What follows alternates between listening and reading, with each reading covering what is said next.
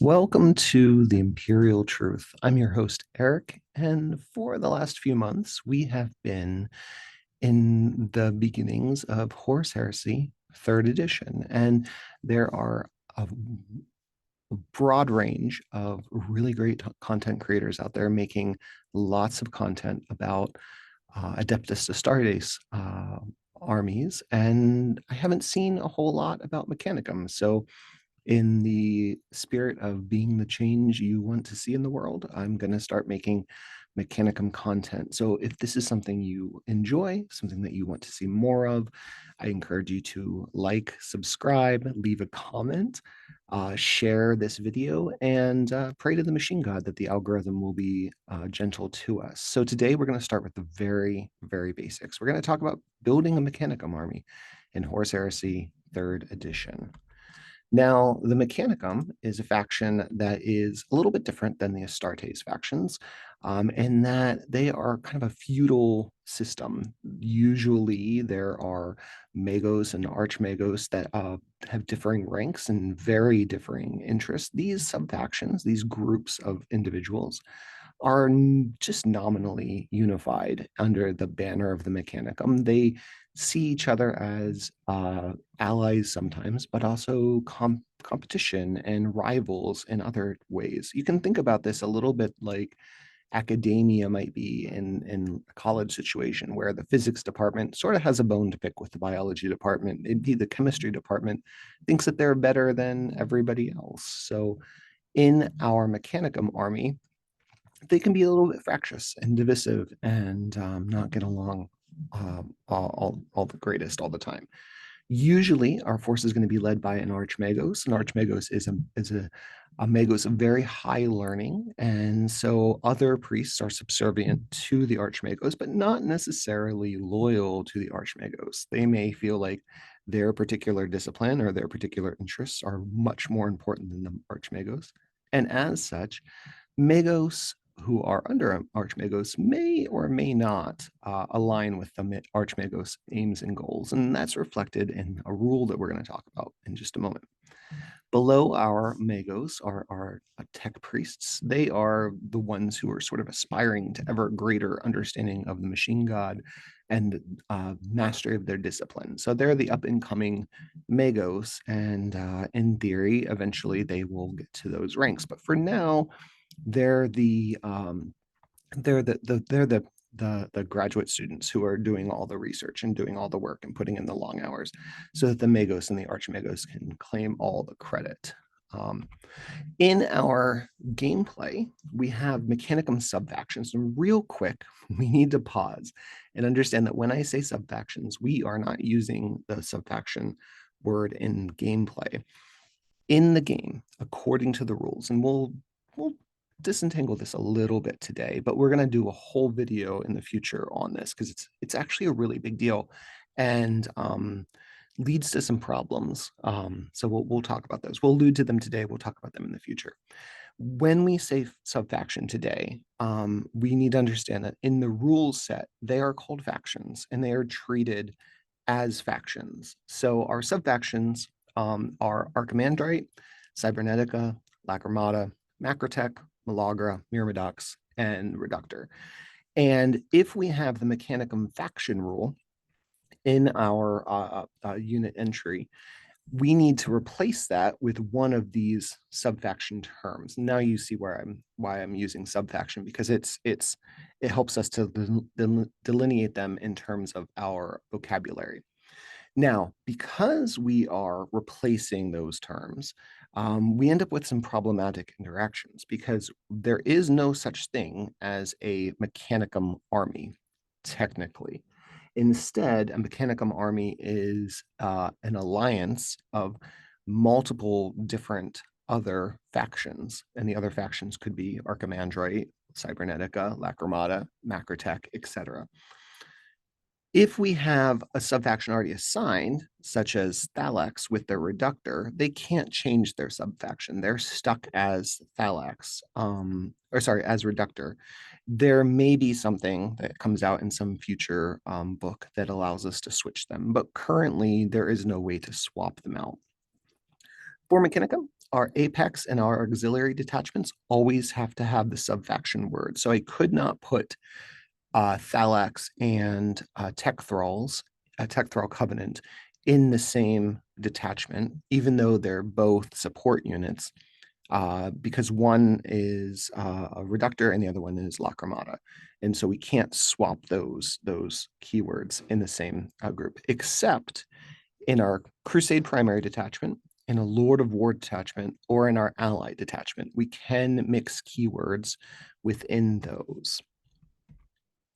When we mix our keywords in the game, there are multiple negative impacts. Number one, you lose comptroller. Now, we're not going to talk about comptroller a lot today. We'll wait to talk about that more when we talk about our Mechanicum leadership units in a future video. But comptroller is basically a rule that gives, backing up, no Mechanicum units have line. So comptroller is sort of our line analogous thing. It is both better and worse at the same time. So comptroller gives you a number of victory points. I think it's usually 2 that you get in addition to any other victory points that you could score. So if you have an objective that's worth 3 victory points and you have a unit on it, and that unit has a comptroller, you would get 5, right? 3 plus 2. Where this is better than line is that if you have a comptroller in a unit with Vanguard, or a comptroller in a unit with the support 1 rule, like these Thanatars here, in that case, you still get the comptroller points, even though there's another rule that says you can only score 1 point on that objective. So that's not bad. But if you mix units, if you put a Taghmata Tech Priest with a reductor unit of Phalanx, you lose that comptroller. You cannot use it. In addition, you suffer -1 to your leadership and cool stats for mixing our faction keywords. So weirdly, a Mechanicum priest leading a Mechanicum unit is different subfactions if we have different subfaction terms. And then this is the one that's going to really upset some people. Feel free to yell at me in the comments, but we're going to do a whole other video on this because it's obviously a mistake. So you cannot board transports with different keywords. So our termites, our Mechanicum termites, and our Triaros transports, they both can take any subfaction keyword. So if you had a reductor Triaros, I could put my Phalanx in that. The reason why this is a problem is that there are other rules, and we'll see one today, that lock us into the macrotech keyword for our transports, which means that technically there are no units that we can transport in our transports.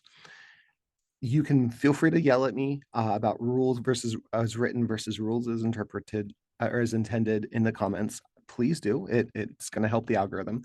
But just be aware that in the future, we will do a whole video on this sort of broken Mechanicum rules. This isn't the only one. There are some rules in here that are they're just poorly written. And we should be aware of them and should be aware of the interactions. And hopefully at some point we will get an FAQ that sort of clarifies all of this for us. But for now, I would just ask your opponent. I mean, I've had games where I'm like, hey, would you mind if I put my guys in my own transports? And I haven't had anybody say no. So it's it's odd and it's poorly written, but it's not the end of the world. Just ask your opponent, and if they say no, just don't play that person. That's it. All right, so we're going to start with the Crusade primary detachment, and we'll work our way out from there. We're going to find out at the end. We'll talk about how to build a Mechanicum list, and I don't think you should start in your brain with the Crusade primary detachment. That works for Astartes armies. It does not work for us. So your Crusade primary detachment is going to consist of 4 units. You have your High Command. You only get one of those. That's going to be your Archmagos or your Archmagos on Abeyant. This guy, adding them to your army, is going to unlock an Apex detachment for you, which is really important for us because if we unlock a Mechanicum specific Apex detachment, we also can get an Arcane Benefice, an Arcana Benefice, and an Arcana options. So we'll get bonuses for our army based on what our Archmagos brings to the table. Now, this is a little bit like the Depths of Stardust. I think they call them Rights of War. We don't really get that. You have to take the Apex detachment to unlock these rules. So it's a little bit different. And again, we'll talk about that towards the end. That's sort of where we'll end up. You can have 3 command slots. Usually you're going to want to fill these with the Magos or the Magos on Abayan. And that's because those units will unlock 2 auxiliary detachments. And unless you have a really robust Mechanicum collection, if you're like me and you've mainly purchased the plastic stuff, you're sort of all over the place with our subfaction keywords. And so we're going to need a lot of auxiliary detachments to slot them in, and make an army work. So my experience has been you're going to want at least 2 Magos, and in some armies I've filled all 3 slots with Magos. One of our Magos slots is a prime slot. We'll discuss prime slots and prime advantages in just a moment, but just be aware that that's a thing. We have 4 troop slots, and the only troops in our army currently are tech priests. One of our troop slots is a prime slot, and we can have 4 transport slots, which can be filled with Mechanicum termites. But I'm doubting most of you have 4 Mechanicum termites or will use 4 Mechanicum termites in your army. This is our Crusade primary detachment. As you can see, we have our high command at the top. We have our 3 command options there. One of them has spiky bits around. That means it's a prime slot. And then we have our 4 troops. Again, we have a spiky bit troop slot there for our tech priest.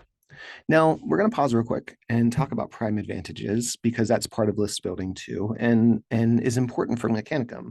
And we'll go through each of these in turn. So logistical benefit. So every time we fill a prime slot, I'm sorry, I'm going to go back a slide. I hate when people go back slides. So anytime we fill a prime slot, we can select 1 prime advantage for that slot, that unit. And they can be varied, and there are a little bit of limitations to them. But generally speaking, we can fill them. So logistical benefit is just that we can add 1 unit without any restrictions. So we can put anything in that same detachment. Now, please note that the Mechanicum rule still applies here, which means we can't mix our Mechanicum subfaction words. So I like to use the command maniple detachment that we'll see later, which is all cybernetica. I can't use my apex, or sorry, my prime slot, my prime advantage there to add a non-cybernetica unit to that detachment. There are no rules that allow for that. So that still is theirs. But if we add logistical benefit units to our Crusade primary detachment, well, in that case, we can add whatever we want because the Crusade primary detachment is one of the few places we can add anything to our army. This is a very handy advantage if you want to run Myrmidons. Myrmidons need an apex detachment to be on the board, and as we've seen, we really are going to want those apex detachments for sort of our army rule. So unless you're running the Myrmidax army rule, you're going to want to toss them in as a prime advantage, a logistical benefit prime advantage somewhere. If you're a loyalist, a Mechanicum army like I am, you can also run the Clade Operatives, which is, I haven't played with a lot, but seems good on the surface. So you can give up to 3 Officio Assassinorum models, operatives, into your army, and you can run multiple of the same assassins. So in 40K, you can't run, I don't think you can usually run more than 1 assassin, period, but you can't run more than 1 of each of the assassins, to my knowledge. But we can here. So you could have 3 Vindicare assassins sniping people. You could have 3 Calexis assassins if your opponent really wants to bring lots of demons and I forget what the term is for the corrupted Stardust, but those guys. Yeah, you could have some fun with it, with bringing multiples. You could just bring 3 Eversors and just throw them up the field and use them to slow down whatever enemy unit you don't want to fight right away. It's interesting, and assassins are going to run you like 125 to I think 160 or 180 points. So that's like 300 to 400 points worth of assassins at 3,000 points. That's honestly probably worth it. So just keep in mind that that's one of the options that we can access. You can take Paragon to battle. It gives you +1 to your weapon skill, your ballistic skill, and your attacks. This is really handy if we're going to run Myrmid Axe, because those Magos like to fight in melee. But just remember that Astartes are usually going to beat us in challenges. A fully kitted out Astartes Praetor or Champion or something like that, they hit really, really hard. Even though we usually have a higher toughness and have more wounds, it is going to be challenges are going to be difficult for us. There are some things that we can do. We'll probably do a video in the future specifically about challenges, but I want to get more challenges under my belt before I make a video about it, so that I kind of have a better feel for it. But yeah, it's a part of the game that's really fun, but we are going to struggle in just because of the nature of our armies. Paragon of Battle helps that a little bit. Combat veterans gives us +1 to our leadership, willpower, cool, and intelligence to a maximum of 10.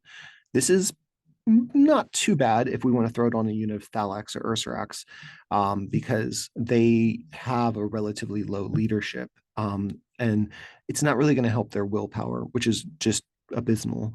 And their cool is already 12, so it's not going to affect that either. It's mainly there for the leadership. We'll see in a minute that there's a better buff for them.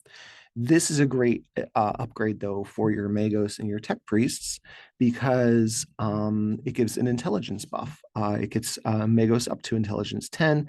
I think it takes a Tech Priest from 8 to 9. Those are big increments. We will do, actually, probably our next video will be about the mathematics of war and talking about the 2d6 system and the bell curve and all that stuff. It is very interesting. Some of these numbers and the swings that we can get are really substantive. And so yeah, we'll talk about it in the future, but just be aware that combat veterans is a solid upgrade for a Magos or a Tech Priest for that. If you want to think about it this way, you get +2 to your intelligence checks if you have a cyber familiar that costs 15 points, right? So this prime advantage is worth 7.5 points right out of the gate. And if we couple it with something like the cyber familiar, it becomes really, really powerful for making sure that we get our battlesmiths off and making sure that we get our cyberthergic powers off, and just making sure that we are consistent in our efforts. Master Sergeant is probably what you're going to give your Phalanx or Ursarax if you have an opportunity to do so.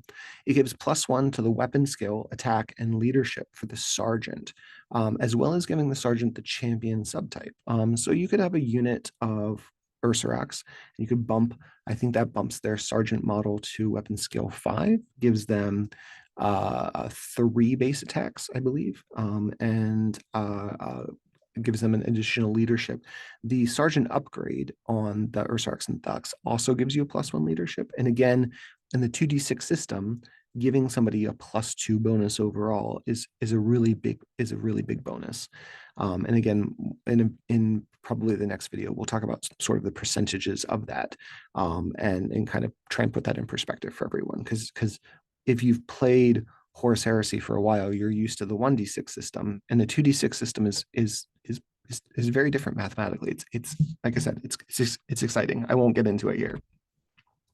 There are also other prime advantages that are unique to Apex detachments. We're going to discuss those when we get to those Apex detachments. So those are the generic Apex the prime advantages that we could be running. In our auxiliary detachments, we have 2 specific Mechanicum auxiliary detachments that we could run. The Apprentice Cadre gives us 4 troop slots, and one of them is prime, which is kind of cool. We can only fill them with Tech Priests, and this could be a way to get a second combat veteran Tech Priest, but it does use up an auxiliary slot. So you kind of have to balance that. Again, auxiliary slots are really useful for us. We need a Magos to unlock 2 of them. I've found mostly that in my specific collection, 2 Magos is sort of the sweet spot, and I'm usually filling all 4 of those. Also, if you have again, we'll talk about this in a video where we talk about the command elements, but if you have a Magos, or sorry, 2 Magos, an Archmagos, and a Tech Priest, I haven't really found that I've been wanting an extra Tech Priest. So it could be useful if you're running sort of a really big game or you really want a lot of Tech Priests running around. This is a good way to get to them. The Taghmata cohort is 4 support slots, which seems really good on the front side. We can put Phalanx, Tecthrall Covenants, Castellix Battle Maniples in there. There's a lot of options that we can pop in there, but we can't mix the faction keywords. So again, in my collection, I have a unit of Castellix Battle Maniples. I have 2 units of Tecthrall Covenants. I have 2 units of Phalanx, and this would be a great way for me to field most of my army in one go. But I can't, because I can't mix the sub factions. I can't put Cybernetica with Reductor or Lacrimata. So that's a little frustrating. But if you do have a lot of one specific sub faction of support models, this is a great detachment. It allows you to pop them all out in one go. For our generic detachments, and we're going to go through each of these in turn, we have our Armored Fist detachment, our Tactical Support detachment, our Armored Support, our Heavy Support, Combat Pioneer, Shock Assault, and First Strike. And again, we'll go through each of these in turn and talk about them and sort of what we can put into these different detachments. It's important to remember, though, that we can't mix our faction keywords. So we need to only have a detachment for one thing, and we'll talk about this as we go. So Armored Fist is 4 transport slots. It has Mechanicum termites are the only thing that we can put on our regular transports. Our heavy transports are our Triaros armored conveyor or the Mechanicum Macrocarid Explorer, which is a Legends option. Please note that the Macrocarid Explorer is locked to Macrotech, which again we'll talk about in a future video, probably the 3rd video in this series. And it technically you can't put any of our other options in there except for a Magos or a Tech Priest or something like that. Just ask your opponent, though, like if you have spent the time and money and effort to put one of these together and have the Forge World model or converted model, I can't imagine that anybody's gonna be like, no, you can't put your guys in your own transports. It's worth noting that this is a tough detachment for us to use because unless all your Triaros are going to be carrying the same types of units, right? They can't be mixed in this detachment. So let's say I have 2 Triaros and I want one of them for my Myrmidons. So that transport needs the Myrmidox keyword. And then maybe I'll put a unit of my Phalanx with multi-meltas in the other one. Well, they're Reductor. And I can't have both the Reductor Triaros and a Myrmidox Triaros in the same detachment. Again, it's just tough. It's weird the way it's worded and the way it works. But again, just ask your opponent. I'm sure everybody who's going to be permissible for, or like very agreeable for us to use them however we need to. Our Tactical Support detachment has 2 troop slots. We can only put Tech Priests in there. Our 2 support slots could be filled with Phalanx, Tecthrall Covenants, or Castellix Battle Maniple. This is where that Taghmata auxiliary detachment we talked about earlier is really powerful because most other groups, most other armies only fill 2 support slots at a time. And we have a detachment that allows us to put 4 out there. But I typically am not seeing us really adding a lot of these in one specific detachment because, again, we need to not mix sub-faction keywords. You could put 2 Tech Priests in here and say 2 Tecthrall Covenants, and then just attach those Tech Priests to the Tech Thralls and make them all Lacrimata. That would probably be a pretty solid way to use this detachment. In our armored support, this gives us 4 armored slots. We have the Krachnos assault tank, the Krios battle tank, or the Krios Venator, and thankfully all of these are macrotech. So we can only put macrotech in this detachment, and we're good to go. I use this one a lot. This is a good detachment. It's very easy for us to pop a few heavy or a few tanks in there, and then just use them in one go.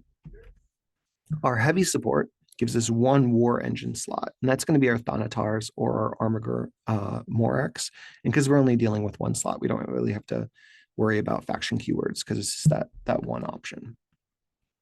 In our combat pioneer detachment, we have 2 recon slots. These are the Vorax attack maniple or our Mechanicum tarantula battery. And I'm sorry, I should have done my due diligence. I don't know what the Mechanicum tarantula battery keyword is. So we might be able to mix those here. But yeah, if you have Vorax, you'll probably want to run this. If you want to run tarantulas, which I've been on the receiving end of some Astartes tarantulas, they're pretty good. So if you have some, definitely run them. Yeah, have some fun with them. Our shock assault is our 2 heavy assault slots. And the options that we have are Castellix destroyer maniples. So these are your Castellix that are carrying your Darkfire cannons or your multi-meltas or your Ursarax cohort. And this is where I get frustrated because I have 1 unit of destroyers and I have 1 unit of Ursarax. And so if I want to run both, I have to run 2 of this detachment and put 1 in each. It's a little frustrating, but it's not the end of the world. You just have to bring more Magos. Our first strike is our 2 fast attack slots, and we can only put Voltorox Stratos squadrons in here at the moment. So again, a little bit like our heavy support, we don't have to worry about keywords because they're locked to just that one. In our Apex attachments, keep in mind these get unlocked by our Archmagos, and to my knowledge, we can only ever have 1 Apex detachment unless there's some special rule and some special character that I'm missing that allows us to run 2. Even if we run an Archmagos in as a command slot, which is possible because you can run one of the prime advantages is special assignment. You only get the Apex detachment if you fill your high command. So we won't get these. There are 3 of these. We will talk about them quickly. I don't think you're ever going to use any of these because basically you're giving up your Mechanicum rules if you run any of these, but we'll talk about them anyway for the sake of completeness. And each of these comes with a prime slot, as you can see with the little spiky bits on the circles. So our combat retinue has 3 retinue slots. It has 1 prime slot, which isn't too bad. We can put our Silex Guardian maniples, our Kidnax servo maniples. The Silex, I believe, are like assassin type models. They're like combat units, automata, and the Kidnax they think they do repair work and things like that. But yeah, if you want to run those, you could put those here. There's a better detachment that we'll talk about in a minute, but you could do that.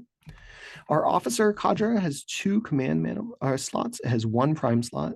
You could put a Magos, Magos on a band, or an Arctur Magisterium. That's our assassin style model in here. It's not terrible.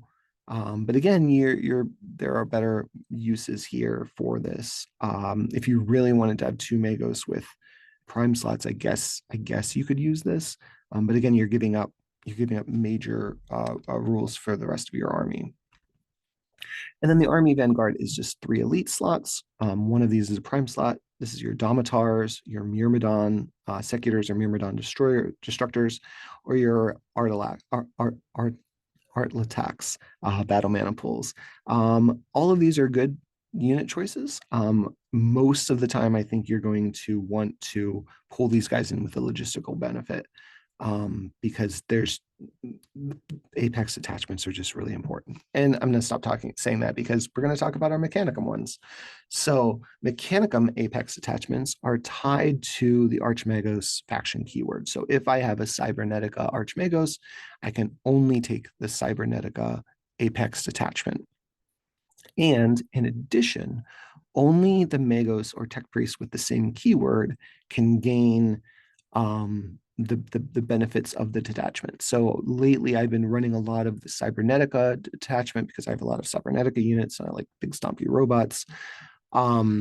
But I have one Magos who has been sort of tagging along with my Myrmidons, hanging out with them, and that Magos has the Myrmidax keyword.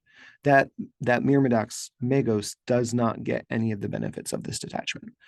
They don't get any of the arcane benefits or anything. So just be aware that that's a thing, especially if you're trying to run multiple Magos with different groups. So it's just think about efficiency. So in these detachments, we have two things that we get in addition to our Apex detachment. We get an Arcana Benefice, which is usually a rule that gets applied to something. The Archmagos, Magos, Tech Priest, generally, not always, but I, I think generally, almost always, they get that. I'm trying to think off the top of my head. We'll find out in a second. And then we have our Arcana options. This is an extra rule that gets conferred to units within the Apex detachment, or in some cases that have that subfaction keyword. So the Myrmidax Arcana option, for example, gets applied to anything with the Myrmidax keyword, which is pretty cool, actually. So yeah, it's these are good. These are we'll discuss each one in turn, but there's no doubt that these are the way you want to be playing Mechanicum. You want one of these in your army. So the Heart of Power Apex Detachment is our Archimandrite subfaction. This is if your Archmagos is sort of a politician above all other things and is sort of a very high ranking Archmagos. Your sorry, I put arcane. Your Arcana Benefice, I think I might have made that error for all of them, so I apologize. The Arcana Benefice is that you get +1 to your leadership and cool, which is good. And you don't get any penalty for mixing Mechanicum subfactions. So you keep your comptroller if you have a Cybernetica Tech Priest leading a Lacrimata unit. You still get the comptroller, and you also don't get the debuff that we talked about earlier, the -1 to your cool and your leadership for mixing subfactions. It does not say anything about transports, so that is not covered in this, which is interesting, which again, we'll talk about 2 videos from now. How's that? I'll make that promise to you. Our Arcana option here is that if we have an Archmagos and only an Archmagos in the high command slot, so we can't special assignment him back into here, you get this special rule, Thurgica Maximus, which lets you do 2 cyber Thurgic rights in each turn. So that's good. It's not bad. It's you could build a list around it. It's interesting. The detachment itself has 3 retinue slots. So those are, we talked about those earlier. Those are the automata units. There's 2 autonomy units, and one of them is prime. So it's essentially like the Apex detachment that we talked about earlier that allows you to have those retinue slots, but better. And it has 3 elite slots, and all 3 of the elite slots are prime. Now, keep in mind, we have to make everything have the same they all have to the same keyword. So again, weirdly, we can't actually fill the retinue slots at all if we put Myrmidax in the elite slots. It's weird. It is, I'm trying not to sound like a broken record. They're just not, they just didn't think about how this is going to play out in the game. But taking 3 Myrmidon units, all with prime, not a bad choice. Or 3 Domitar units, all with prime, not a bad choice. All the prime slots must take combat veterans. That's sort of the downside of this. Combat veterans isn't terrible, but it's not necessarily what we want to be taking on Myrmidon units.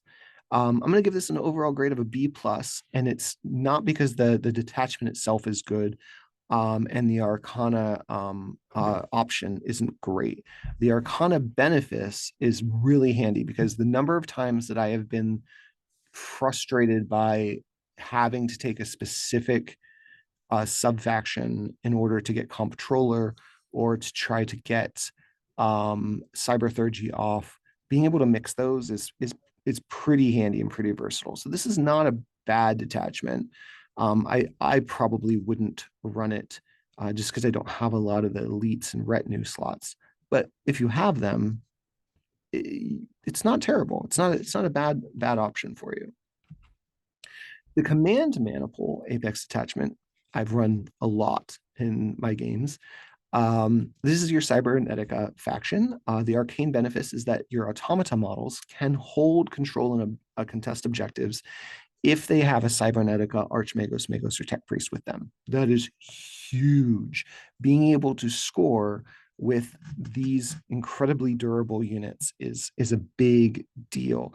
Being able to put a Thanatar on your home objective with a Tech Priest and just babysit that objective. You're only going to score one every turn, but you'll also get the comptroller points, which is good. The arcane option here is that the detachment specific prime advantage. So in our detachment, in our Apex detachment here, we'll have a prime advantage. We get one automata unit in model, one automata model in the unit gets +4 to its will, +4 to its intelligence, +4 to its leadership. All are good. And they count as a tech priest for the purposes of arcane benefice. So you could have I think it's called Paragon of Metal. You could have a Paragon of Metal Thanatar on a home objective that's able to hold that objective on its own. Again, it's got the support 1 rule. It's only going to score 1 point a turn, but 1 point a turn is better than 0 points. It also gets +1 to its weapon skill and initiative and the sergeant keyword. So if you wanted to try to make a slightly choppier unit of Castellax, you could.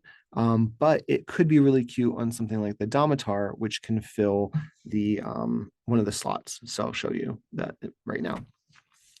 So we get 1 elite slot, we get 1 support slot, which is your Castellax battle maniple, I think is what they're called, and then 1 heavy support slot. All of these are primes, so you could put Paragon of Metal on everything.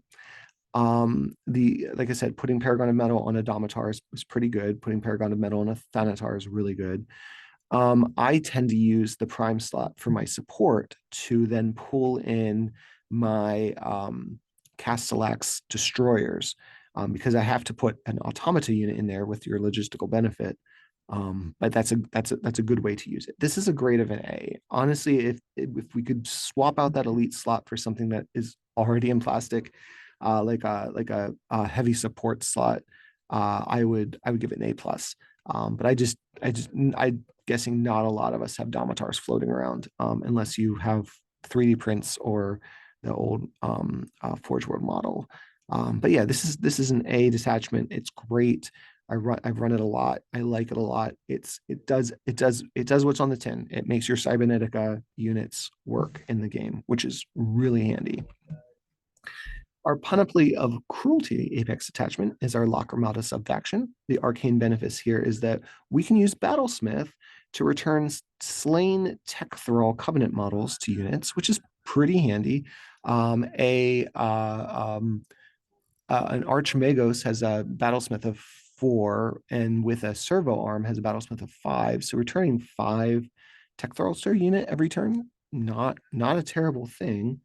We have our arcane options here are that if we have our Apex attachment slots, the prime advantage slots there get +2 strength and +1 wounds. So that's going to be big. We're going to look at that right now. So in our detachment, we get 3 heavy assault slots. All of our heavy assault slots are prime, and they must all be filled with Ursarax, which is fine, because that's the only thing that can go in there right now. However, +2 strength and +1 wound to Ursarax overall is great. That makes their lightning claws really dangerous. It makes their power fists actually really good against vehicles. So yeah, this is a B+. The only reason why we're getting a B+ here instead of an A, being up in the A category, is because the two things don't work together, right? If I'm running Tech Thralls, and Ursarax, like those are two separate units getting two different, very different benefits. And maybe I don't want to run Tech Thrall Covenants with this detachment. Well, then I just don't get an Arcana benefice with that. So that's the only downside of this. Also, we'll see later. The Lacrimata Cyberthurgic power is broken, not in a good way. It doesn't work way. So we'll talk about that in, like I said, in a couple of videos when we talk about the broken Mechanicum mechanics. So that's kind of a bummer too. You actually can't use half of your Cyberthurgic powers at all, which is disappointing. Our Host of Destruction Apex detachment. This is our Myrmidon subfaction. Oh man, I'm so excited for this one. Arcane Benefice, Archmagos, Magos Tech Priest models gain +1 wound, already huge. Coming out swinging. Our guys are already really durable. Giving an Archmagos +1 wound is brutal. An Archmagos on an Abeyant with an extra wound is really huge. They get the battle meditation rule, which is the Myrmidon rule, which basically says if you're in a challenge, you get a 6-up Feel No Pain. Feel No Pains are really powerful in this edition because you roll them before you apply the damage. So if you get hit with a damage 3 weapon, you roll your Feel No Pain and you succeed, you take 0 damage. You don't have to roll 3 times like you used to.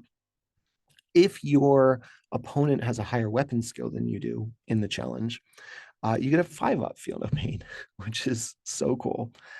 You get Implacable Advance, which means that you can volley fire with any type of weapon, so long as it's not heavy or ordnance. And you still snap fire, but an Archmagos is going to be ballistic skill 6 and could very easily be a ballistic skill 7 with a cyberthurgic power.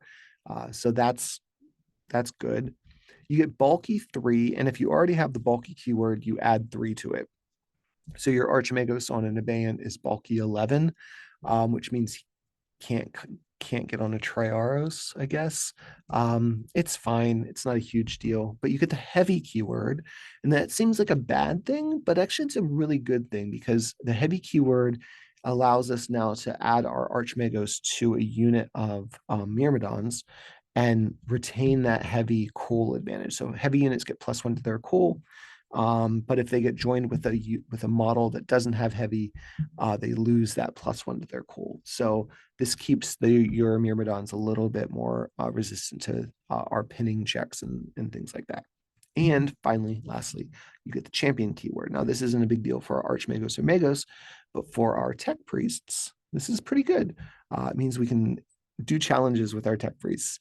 And I like the idea of just sending your tech priest into a challenge, knowing they're going to die, but then using that to have your Archmagos beat the ever living crap out of the unit that was with that tech priest.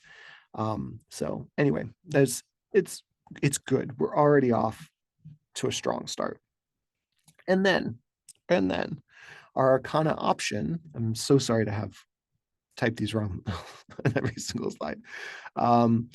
All Myrmidon models gain a special gambit. So our Archmagos, our Magos, our Tech Priests, and then also the Myrmidon Lords and our Secutor and Destructor units, they get a gambit. And this gambit allows them to shoot a ranged weapon. Now, keep in mind that your double phase plasma fusils that's now 1 weapon. And you do it in the strike step before either model swings. And this is not, I've double and triple checked it. It is not snapshots. This is absolutely huge. For context, I just played against Solar Auxilia the other day, and they have their special gambit is that they get to take a shot with one of their pistols before they shoot you, and that's not great. It's a pistol shot. You could very easily kill your challenge opponent just with the shooting attacks. It's massive. And keep in mind, if you use the cyberthurgic power that gives you +1 to your ballistic skill and weapon skill, your your Archmagos, your Magos, and your Myrmidon Secular Lords, probably Destroyer Lords, Destructor Lords too, they can crit with those hits because they're all going to be ballistic skill 6 or better.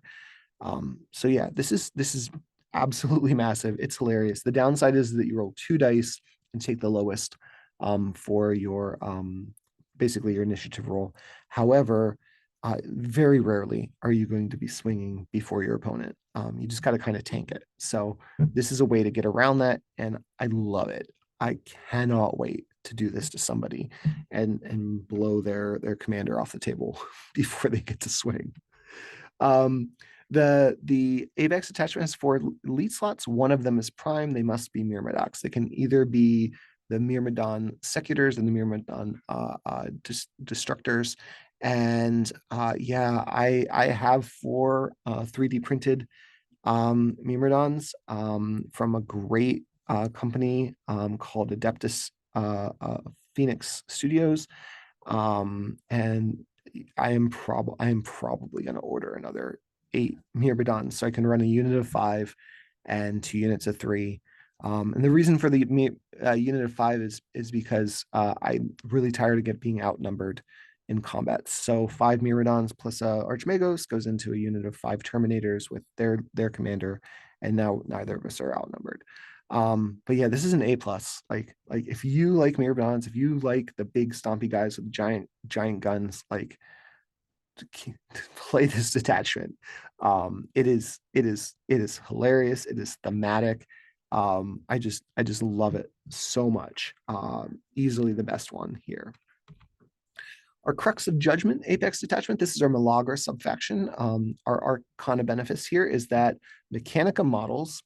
Mechanicum models. So the way it's phrased is any models with the Mechanicum, any of the Mechanicum faction keywords. So again, they're acknowledging that there is no Mechanicum keyword, and this is friendly or enemy. They get -1 ballistic skill and weapon skill if they're within 12 inches of one of the Malagra models in this army, unless you're a Malagra model, which is only going to be your Archmagos, Magos Tech Priest, or the Arcutor Magisterium guys. Not gonna lie, guys, this is bad. This is really bad. Making your own units -1 to weapon skill and ballistic skill is really rough, and then only hurting your opponent if they're Mechanicum is also it's just not good. But we'll talk about it. We'll talk about it.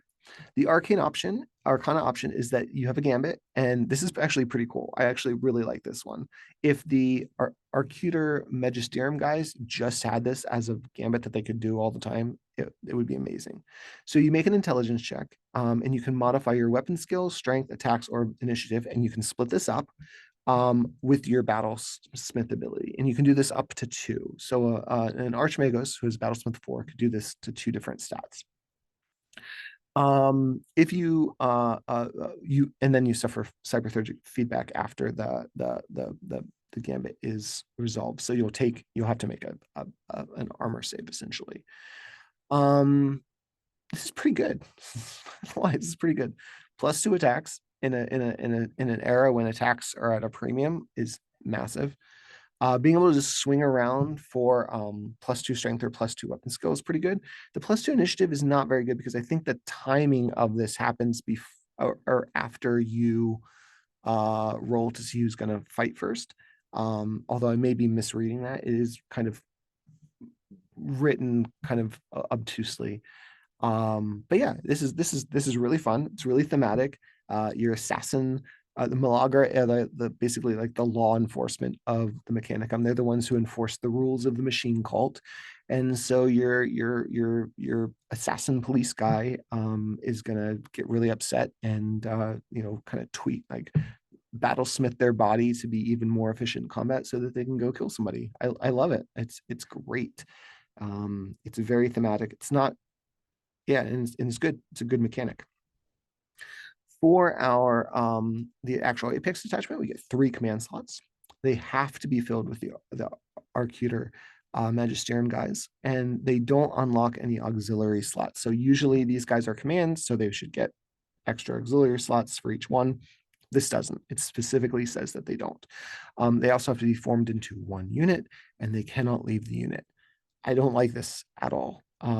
This is not good. It's not fun. It's a kill team of guys that are going to go around and hunt people, but you can only do one challenge in a turn, right? Yeah, it's just not mechanically. It doesn't work. If the rule was that you had to bring them, they didn't unlock auxiliary detachments, but you could add them to any of your units without any negative benefits or like negative repercussions. I like that a lot. I like the idea of them just joining units and going around and assassinating enemy models.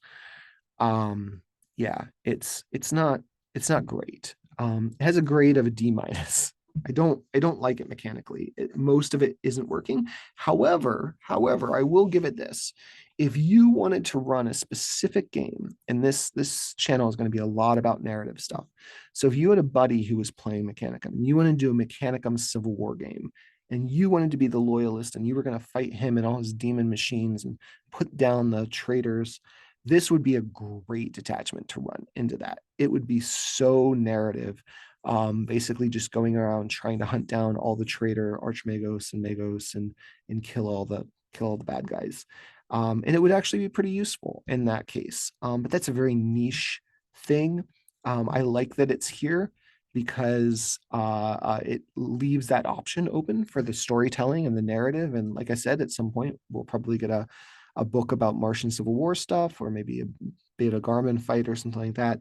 And yeah, if you want to run that, please do. And I think it's exciting, and you could convert special models and like have vendettas against each other. And really that's why we're here, right? Is to tell those stories and have that fun.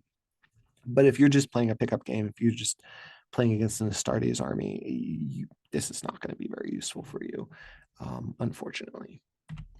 The Iron Phalanx Apex detachment. Haven't run this one. Will run this at some point, but I'm a little hesitant to. We'll see why in a minute. There's a problem in the game right now. Another video that we'll do in the future is on the land raider problem, and basically high armor vehicles. We'll talk about it. I'm not going to dissuade here, but this is a potentially problematic detachment. If your opponent doesn't know you're bringing this, it could feel very bad for them. So let's walk through this. It's Macrotech subfaction, which is all your tank stuff. The arcane benefice, Arcana benefice is really good.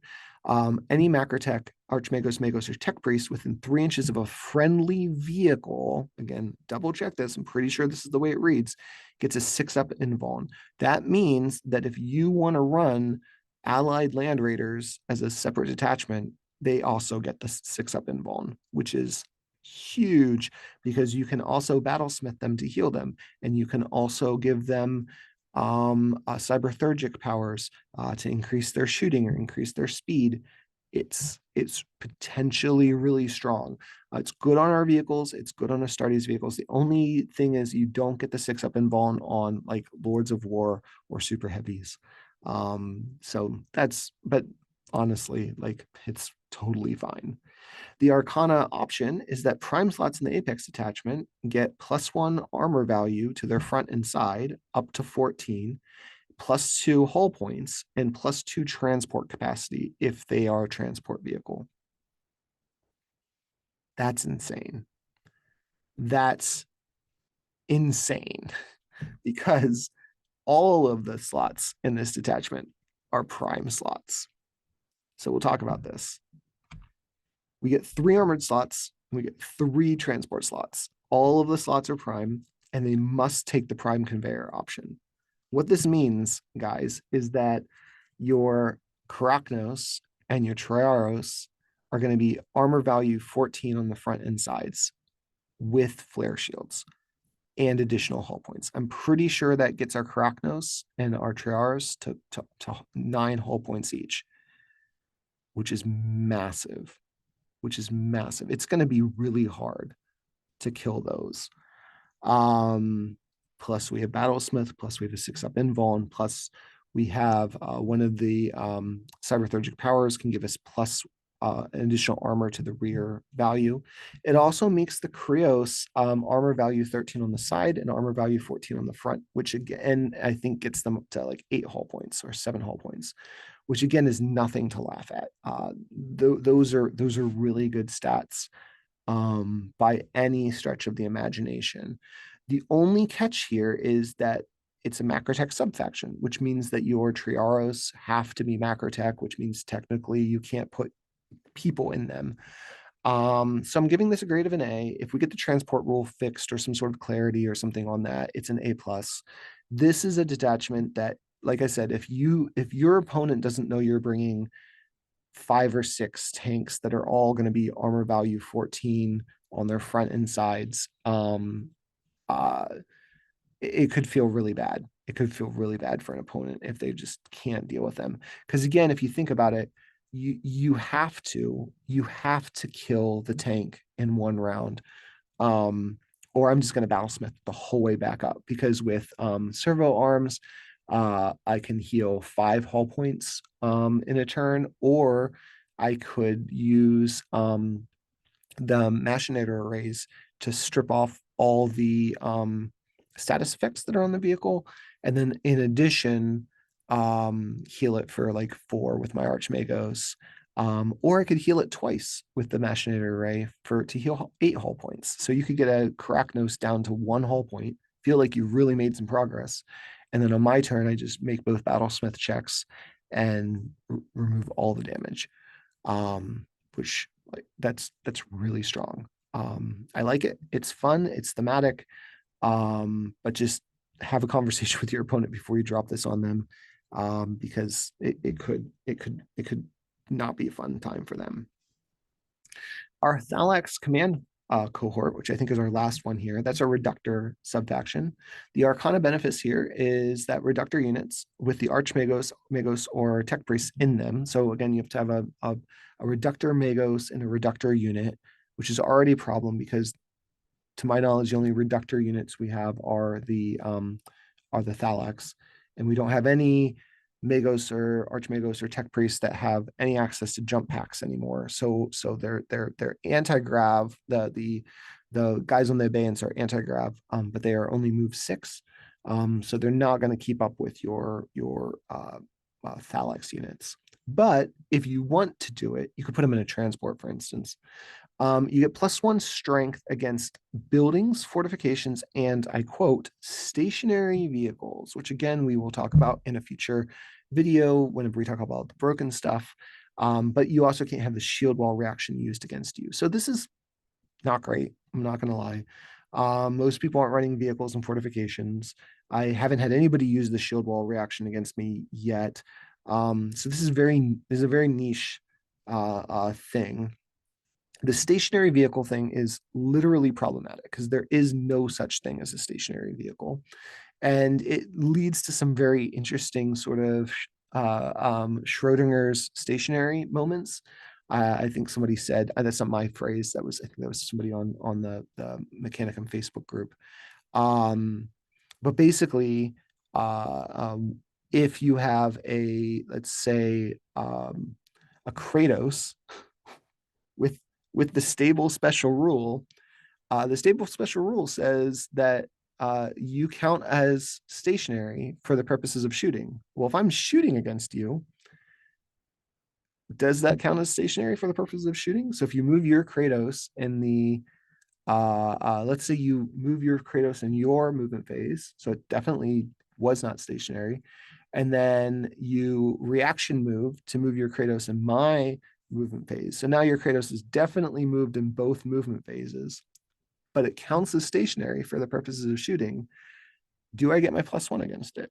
Because stationary is not like a status effect. It's not a thing. Again, we'll go down this rabbit hole later, but it doesn't work the way it's currently phrased. I know what they're trying to do. Like, it seems pretty obvious what they're trying to do, and it's kind of cool, but anyway. As far as arcane options, the Phalanx units and the Apex detachment get a 5-up invuln instead of a 6-up invuln, which is totally fine, and +1 leadership, which is also fine. ish. This is not the Ursarex detachment where we were like, wow, this is really good. This is fine. It's not amazing. We get 3 support slots. They're all prime. They all have to have Phalanx basically, and they all have to have the Praetorian upgrade, which is probably not a terrible upgrade to put on your Phalanx because it gives you essentially +1 leadership. So now you're at +2 leadership, and we talked earlier about the fact that +2 leadership is really good when we come to the statistics of it. It just doesn't work though. The Arcana benefice doesn't really apply to anything. The having 3 Phalanx units that get, an extra invuln, it's fine. I'm gonna give it a C. I don't really see myself ever using this, even though I'm probably gonna end up with 3 units of Phalanx at some point. I'm not ever gonna put units in or like Archmagos units with my Phalanx. It's just not gonna happen. So yeah, it's fine. If you want to build a list around it, you can. If we had an Archmagos or a Magos who could take a jump pack like we did in second edition, um, I'd be all over this. This would be such a cool detachment. Especially if we saw like Phalanx with jumpsuit jump, bunch of like towel themed, towel kind of idea, like where we're jumping behind buildings and shooting and moving out and jumping behind buildings. Like that would be great. Unfortunately, it's just not the way things work in third edition. So I don't really see this as being especially fun. So that's all of the stuff. Let's talk about how I would go about building a force with Mechanicum. So if you've not built a force or if you struggled with building a force, this is the way I would address it. And hopefully this is useful to you. So I would start with your Apex detachment and your Archmagos. I wouldn't start with your Crusade detachment like most other armies are going to do. I think you should say what is the theme of this army. So am I being a cybernetic army? Do I want to bring a Taghmata army, right? Like what is the purpose of this force? And then build your Archmagos from that. So I'm going to run Cybernetica. I want the Cybernetica detachment, so my Archmagos is going to be Cybernetica. That's the flavor that I'm going for, right? And then you're basically going to sit down with your collection. You're going to calculate how many auxiliary detachments you need. So if I want to play 3,000 points, I'm going to need to bring all of my Cybernetica units because I'm playing a Cybernetica army. That currently is 2 Thanatars, a unit of Castellax battle maniple, and a unit of Castellax destroyer maniple. So that's 4 it's 4 possible units, but in the command maniple, I can get 2 of those in there. And then I could logistical benefit my other unit of Castellax into that. So that they're there. I will need 1 detachment then, 1 auxiliary detachment for the other Thanatar. And then I just have to figure out what else I need to pop in that army to fill out my points. For me personally, it's been coming in pretty consistently with being 4 auxiliary detachments, which means I would need 2 Magos in that army. So then, you can see we're sort of filling out the Crusade primary detachment by a kind of backwards. We're kind of figuring out what we're going to need to put in there beforehand. I also like to use the logistical benefits to bring in my Myrmidons because Myrmidons are really good. They're really fun to have on the table. They do a lot of work. The models look good too. So would recommend kind of doing it that way. Then you'll decide if you want anybody to be a different faction. So I like to have a tech priest that's babysitting one of my Thanatars and kind of keep them close enough that if I have to swap back and forth or like put cyberthurgic power on one or the other or battlesmith one or the other, they can do that. Keep in mind one of those Thanatars is a paragon of metal, so it can score objectives on its own.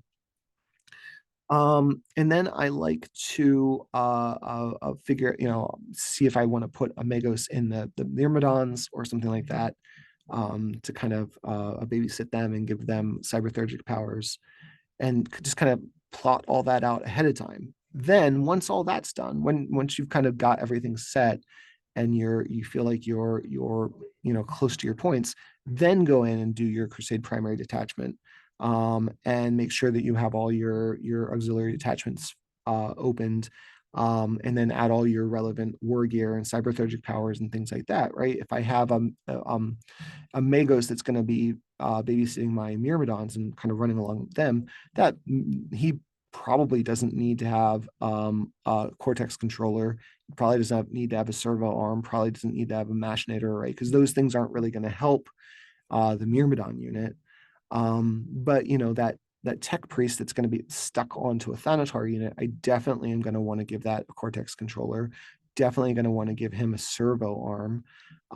Probably going to want to give him a cyber familiar so that he gets a bonus to his powers, right? We can kind of start to build out the Crusade primary detachments based on sort of the needs of the army at large. And so this sort of almost backwards way to build armies, I think, is optimal for the Mechanicum army, just because we're so dependent on that apex detachment unlocking all the flavor of the army and what we need. So I hope this is helpful to kind of like put everything in perspective, to kind of see everything in one spot.